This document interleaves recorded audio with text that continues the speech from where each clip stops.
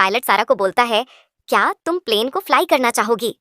सारा बहुत ज्यादा खुश हो जाती है, जिसके बाद वो सारा को पायलट की सीट पर बुला लेता है और बताता है कि प्लेन को किस तरह से फ्लाई किया जा सकता है। पर अब उसकी धीरे धीरे तबीयत खराब होना शुरू हो जाती है। उसे हार्ट अटैक आ जाता है, जिससे उसकी वहीं पर मृत्यु हो जाती है। उसकी ऐसी हालात देखकर सारा बहुत ज्यादा घबरा जाती है। जैक्सन से कहती कि देखो पायलट को क्या हो गया, और अब जैक्सन भी उसे देखना शुरू कर देता है।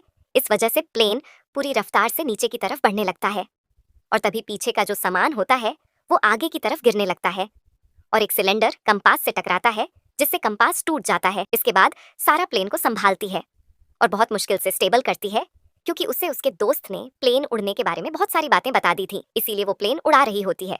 प्लेन में रेडियो भी होता है, जिससे वो कंट्रोल रूम से कांटेक्ट करती और अपनी पूरी सिचुएशन बताती है।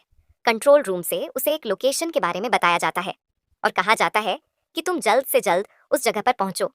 पर जो कंपास होता है वो टूट चुका होता है, इसीलिए इन्हें खुद अपनी लोकेशन के बारे में नहीं पता होता और ना ही ये उस लोकेशन पर पहुंच सकते हैं जहां पर ये लैंड कर सकते हैं। और इस तरह से हवा में अपने प्लेन को उड़ने लगते हैं। अभी ये देखते हैं उनके सामने काला बादल है, यानी कि अब सामने तूफान है और इस तूफान से इन्हें होकर गुजरना होगा। जैक्सन को एक आइडिया आता है।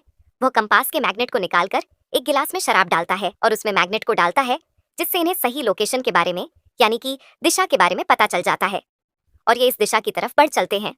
और तूफान की वजह से इनका कंपास जो इन्होंने बनाया होता है एक बार फिर से खराब हो जाता है। बिजली इनके प्लेन के ऊपर भी गिरती है, जिससे इनका प्लेन डिस्पेनलेस हो जाता है।